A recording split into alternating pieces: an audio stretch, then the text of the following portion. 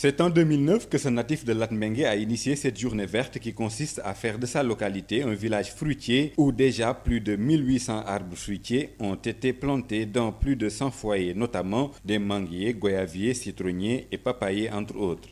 Projet qui traduit bien l'une des visions du chef de l'État. L'idée m'est venue du chef de l'État. Une fois, je l'ai entendu parler d'un projet qui s'appelle Virage fruitier. C'est dans ce sens que je me suis inscrit et en tant que fils du terroir, je voudrais faire de mon village le premier village fruitier. C'est pourquoi, depuis l'année dernière, je réunis tous mes moyens et ceux qui me sont tout proches m'ont donné un coup de main pour réaliser cette activité et cette manifestation dans mon village. Pour cette troisième édition qui a enregistré la présence des autorités locales et coutumières, les efforts des uns et des autres se sont vus récompensés. Des prix ont été mis en compétition pour distinguer les plus méritants dans l'entretien des arbres fruitiers. Ils ont compris l'importance de l'arbre.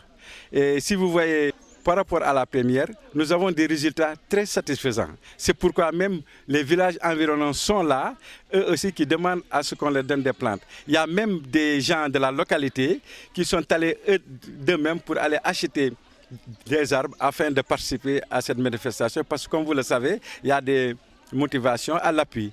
Il y a 3 types de motivations pour ceux qui ont réussi à sauvegarder les 5 arbres fruitiers. Pour sa part, le président de la communauté rurale de Latmingué dira toute sa satisfaction à adhérer à ce projet de faire de sa localité un village fruitier qui aura un impact sur son développement. Alors que le représentant du Premier ministre et les autres intervenants se sont confondus en remerciements. Ces derniers n'ont pas manqué d'encourager l'initiateur à pérenniser cette action et son extension vers d'autres horizons. Pour une bonne préservation de l'écosystème, ce projet de village fruitier entre en droite ligne dans la lutte contre la pauvreté en milieu rural et la régénération des sols.